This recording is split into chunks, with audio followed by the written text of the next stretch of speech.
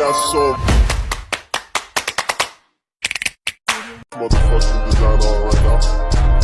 Bring it down, bring it down, bring it down. I got 3 whole thoughts to drop.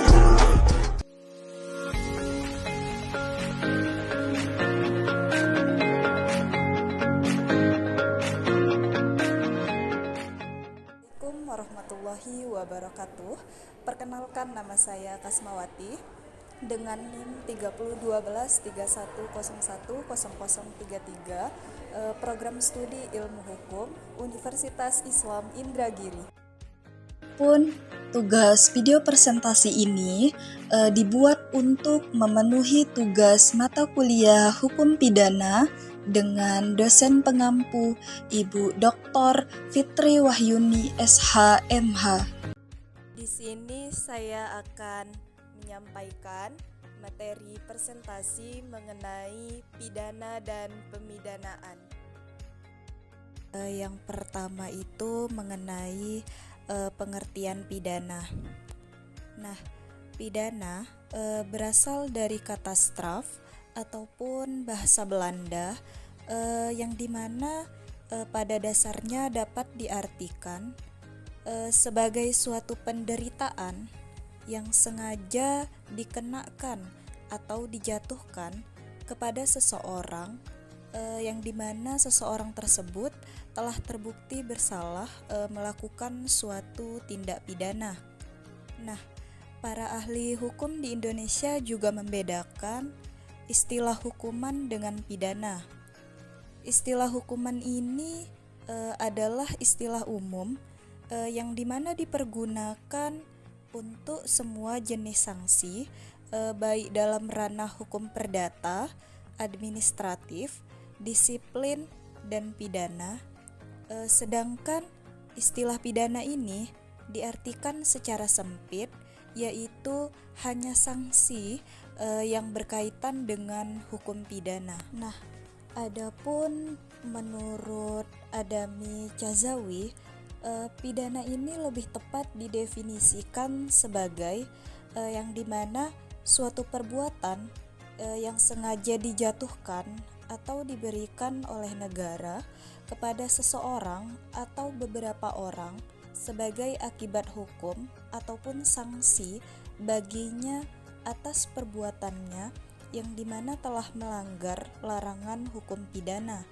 Secara khusus, larangan dalam hukum pidana ini juga disebut sebagai tindak pidana yang dimana tadi telah saya jelaskan ataupun strafbarvet. Adapun tujuan utama hukum pidana ini yang dimana itu untuk ketertiban, melindungi kepentingan-kepentingan umum yang dimana itu dilindungi oleh hukum.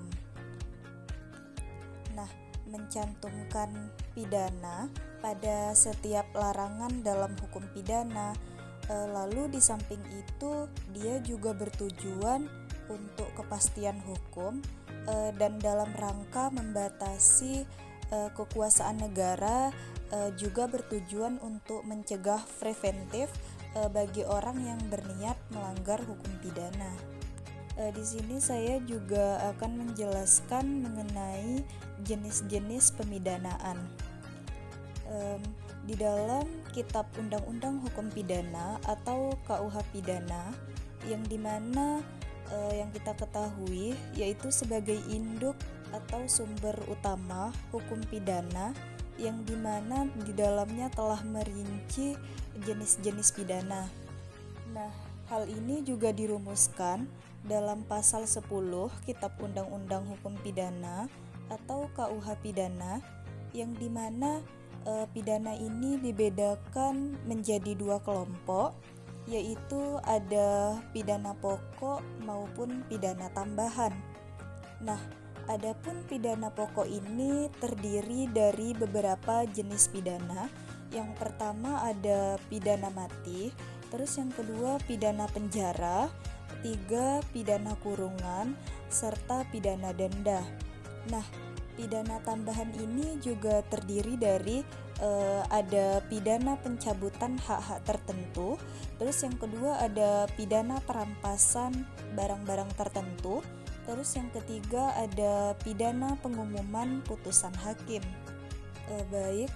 Setelah saya menjelaskan mengenai beberapa jenis-jenis hukum pidana tadi, lalu di sini saya juga akan menjelaskan apa yang dimaksud dengan beberapa jenis-jenis hukum pidana tadi.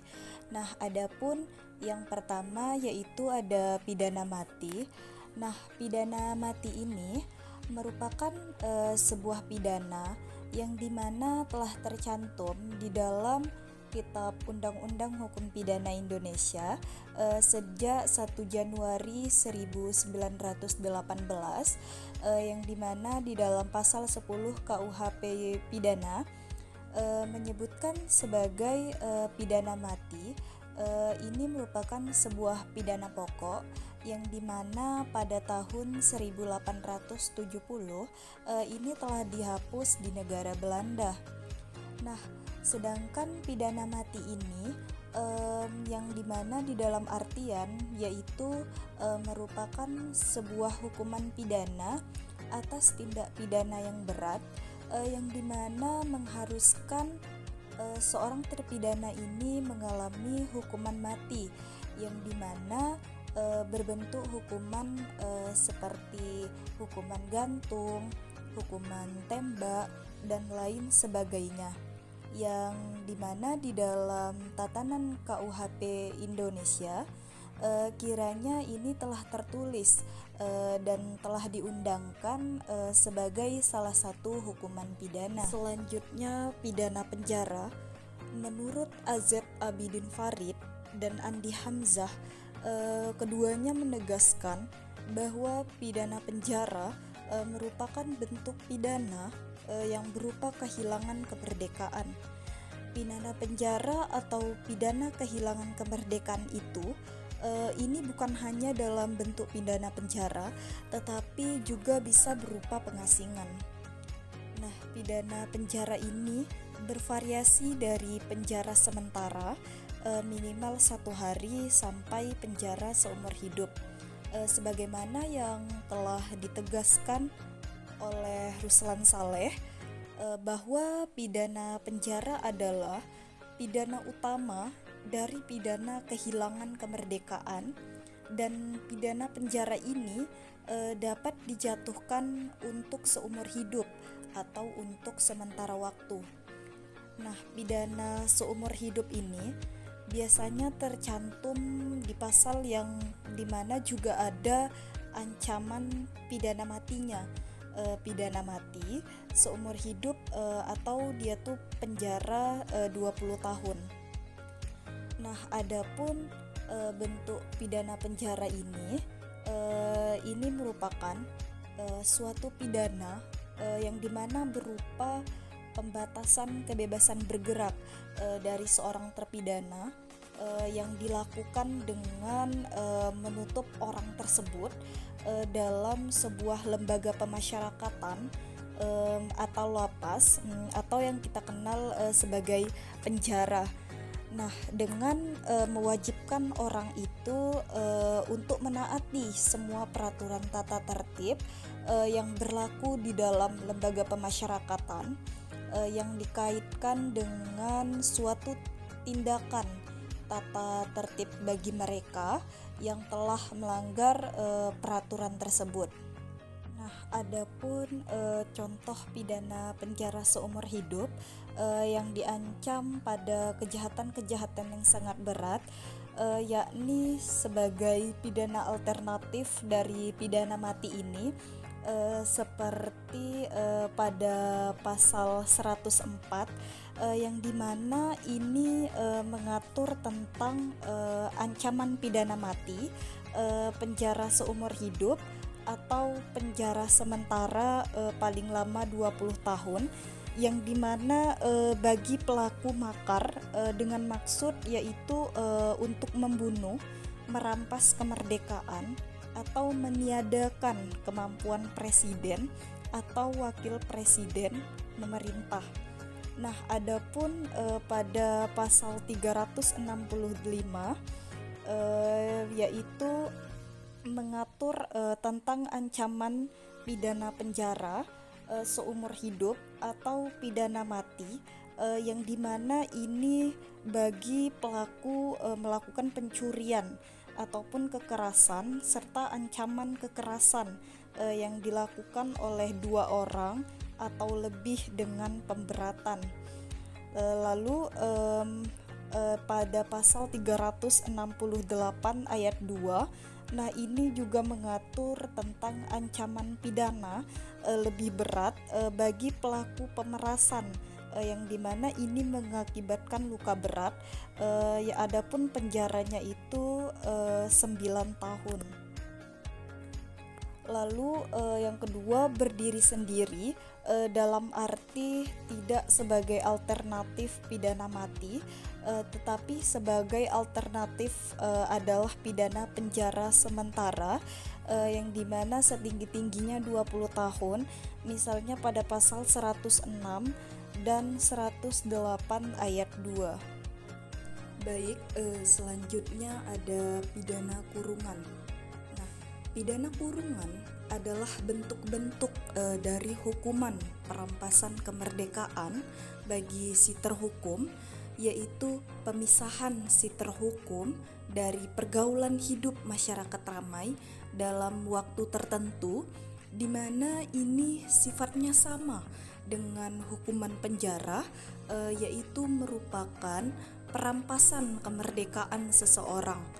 Nah, dalam Kitab Undang-Undang Hukum Pidana atau KUH Pidana pasal 18 ayat 1, ini dikatakan bahwa pidana kurungan itu minimal 1 hari dan maksimal ada 1 tahun. Nah, adapun beberapa istilah dalam pidana kurungan, yakni pertama, minimum umum pidana kurungan, yakni selama 1 hari, dan yang kedua, maksimum umum pidana kurungan selama 1 tahun, ini dapat diperpanjang maksimum 1 tahun 4 bulan. Nah, selain itu, dalam pidana kurungan ini juga dikenal adanya istilah yang ketiga, maksimum khusus, yang mana disebutkan bahwa setiap perumusan tindak pidana tertentu sendiri yang tidak sama bagi setiap tindak pidana. Ini bergantung dari pertimbangan berat atau ringannya tindak pidana yang bersangkutan. Lalu yang terakhir ada pidana denda. Nah, di dalam praktik hukum selama ini seperti yang kita ketahui, pidana denda ini jarang sekali dijatuhkan oleh hakim. Nah, hakim ini selalu menjatuhkan pidana kurungan atau penjara jika pidana denda itu diancamkan sebagai alternatif saja di dalam rumusan tindak pidana yang bersangkutan, kecuali apabila tindak pidana ini memang betul-betul hanya diancam dengan pidana denda saja, yang dimana ini tidak memungkinkan apabila hakim ini menjatuhkan pidana lain selain pidana denda tersebut.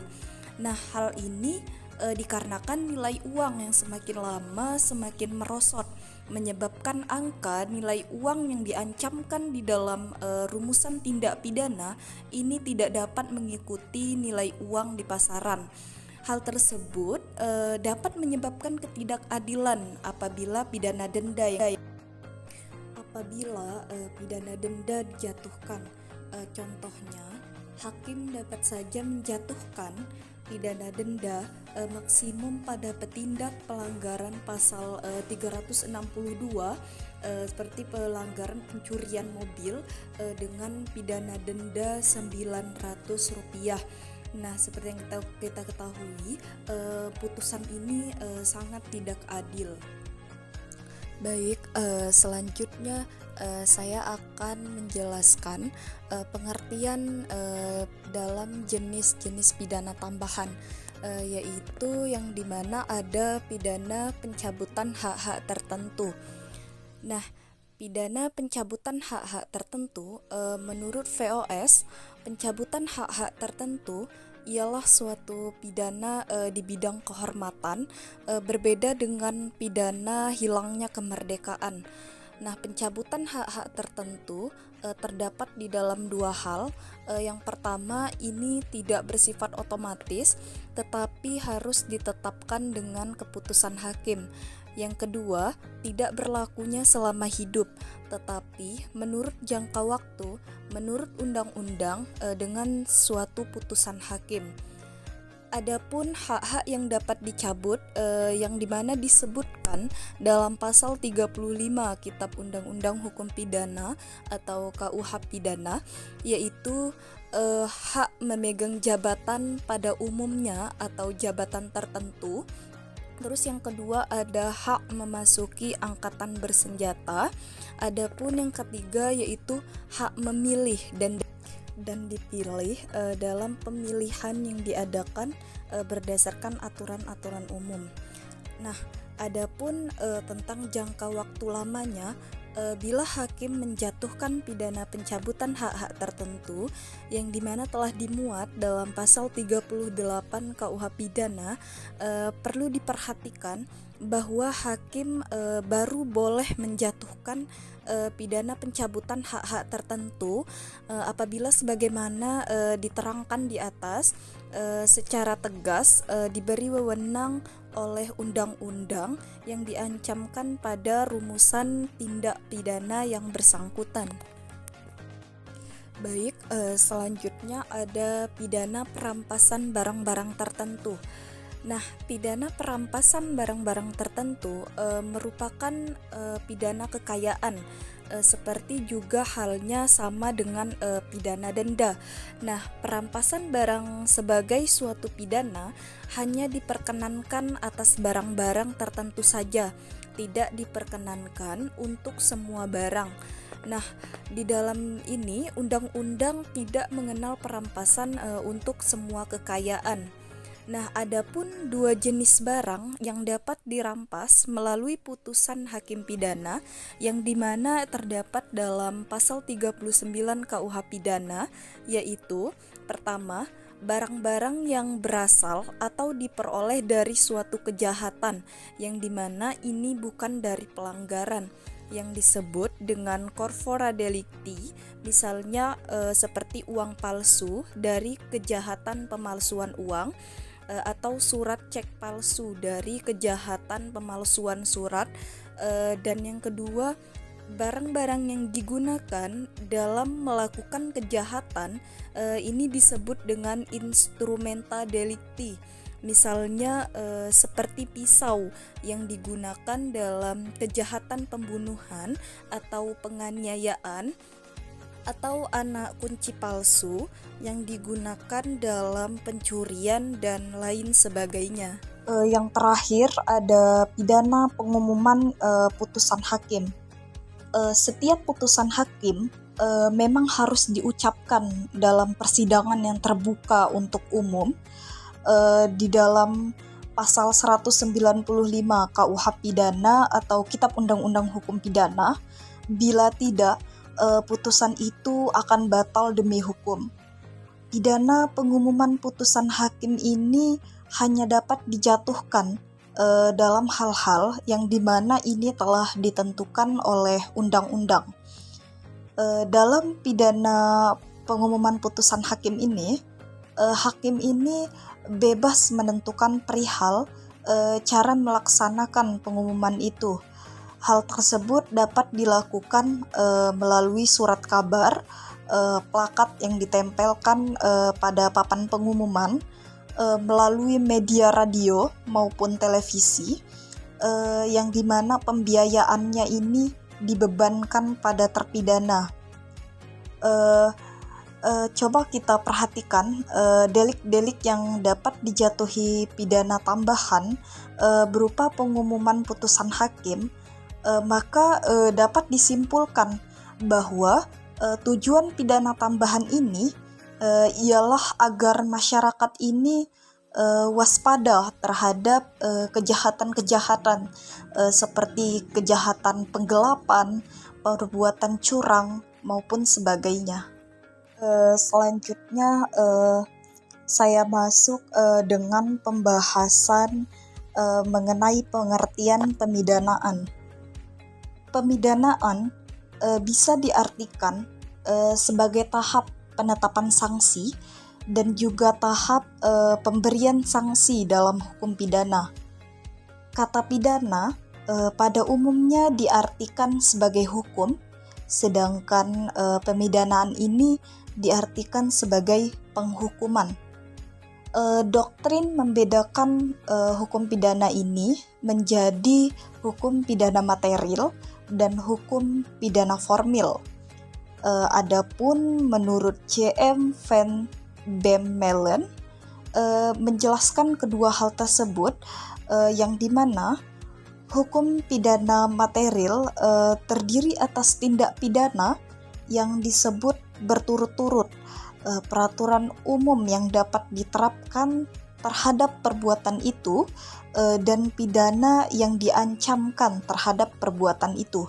Nah, sedangkan hukum pidana formil ini mengatur cara bagaimana cara pidana seharusnya dilakukan dan menentukan tata tertib yang harus diperhatikan pada kesempatan itu.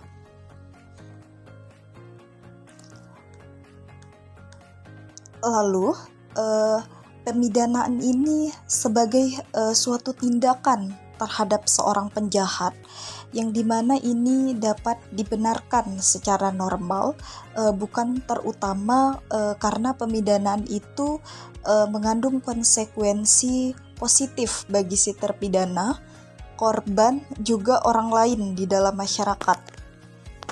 Pidana ini dijatuhkan bukan karena seseorang itu telah berbuat jahat, tetapi agar pelaku kejahatan tidak lagi berbuat jahat dan orang lain takut untuk melakukan kejahatan serupa.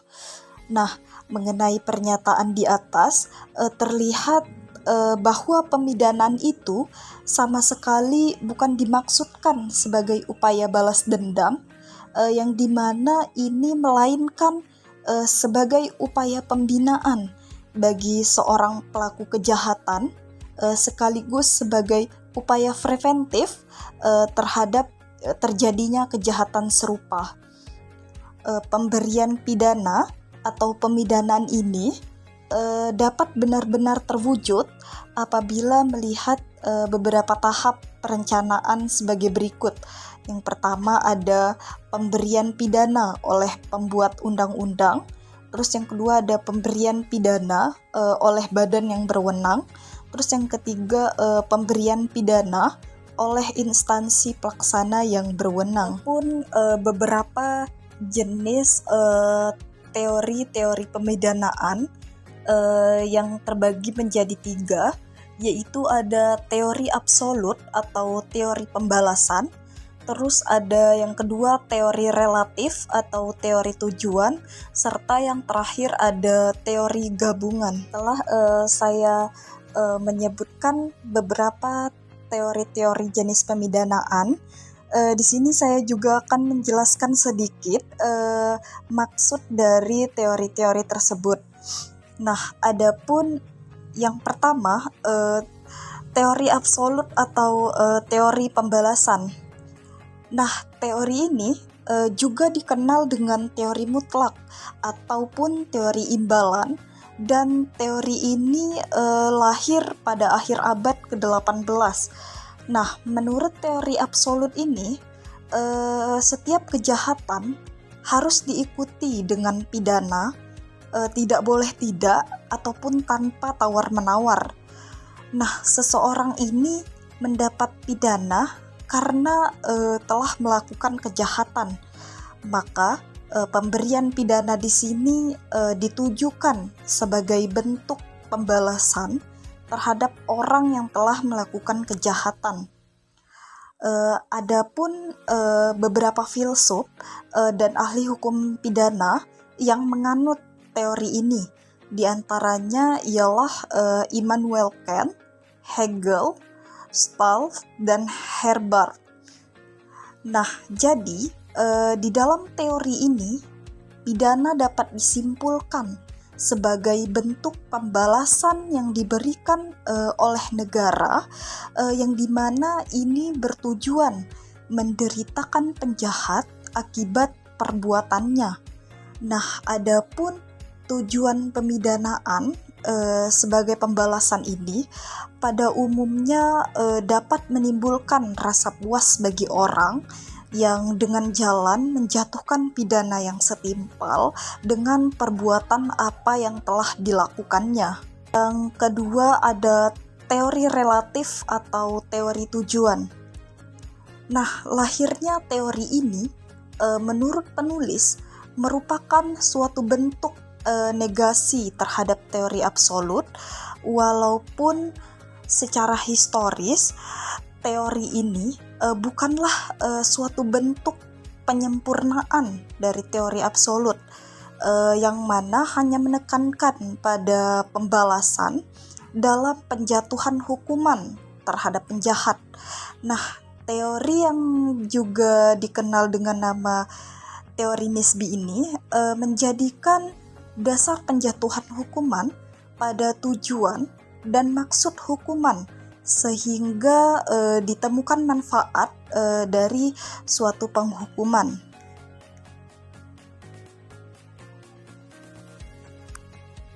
Nah, jadi bisa kita simpulkan bahwa dalam teori relatif ini, negara dalam kedudukannya sebagai pelindung masyarakat menekankan penegakan hukum dengan cara-cara preventif guna untuk menegakkan tata tertib hukum di dalam masyarakat. Yang terakhir ada teori gabungan. Nah, teori gabungan ini merupakan suatu bentuk kombinasi dari teori absolut dan teori relatif yang dimana menggabungkan sudut pembalasan dan pertahanan tata tertib hukum di masyarakat. Dalam teori ini, unsur pembalasan maupun pertahanan tertib hukum masyarakat tidaklah dapat diabaikan antara satu dengan yang lainnya. Berdasarkan penekanan atau sudut dominan dalam peleburan kedua teori tersebut ke dalam bentuk teori gabungan. Teori ini dibedakan menjadi 3 bentuk, yaitu yang dimana ada teori gabungan yang menitik beratkan unsur pembalasan, teori gabungan yang menitik beratkan pertahanan tertib masyarakat, dan yang ketiga teori gabungan yang dimana memposisikan seimbang antara pembalasan dan pertahanan tertib masyarakat. Nah, menurut Wirjono Projodikoro, bagi pembentuk undang-undang hukum pidana, bagi para jaksa dan hakim tidak perlu memilih salah satu dari ketiga macam teori hukum pidana tersebut dalam menunaikan tugasnya. Nah, hal ini secara tegas yang menyatakan sepakat dengan apa yang disampaikan Wirjono Projodikoro dikarenakan nilai-nilai keadilan bukanlah didasarkan dari teori apa yang dianut, melainkan berdasarkan unsur humanis yang berkenaan dengan kondisi masyarakat dan si pembuat ataupun penjahat, yang dimana ini diproses melalui perpaduan logika dan hati yang terlahir dalam sebuah nurani. Selanjutnya, saya akan menjelaskan tujuan pemidanaan. Di Indonesia sendiri, hukum positif ini belum pernah merumuskan tujuan pemidanaan. Selama ini hanya wacana tentang tujuan pemidanaan tersebut yang dimana masih dalam tataran yang bersifat teoritis. Namun sebagai bahan kajian, rancangan KUHP nasional itu telah menetapkan tujuan pemidanaan yang dimana pada buku ke-1 mengenai ketentuan umum dalam bab 2 dengan judul pemidanaan, pidana dan tindakan. Adapun tujuan pemidanaan menurut Wirjono Projodikoro, yaitu untuk menakut-nakuti orang. Jangan sampai seseorang itu melakukan kejahatan, baik secara menakut-nakuti orang banyak maupun menakuti orang tertentu yang sudah melakukan kejahatan, agar di kemudian hari tidak melakukan kejahatan lagi, atau untuk mendidik atau memperbaiki orang-orang yang melakukan kejahatan, agar ini menjadi orang-orang yang baik tabiatnya sehingga bermanfaat bagi masyarakat.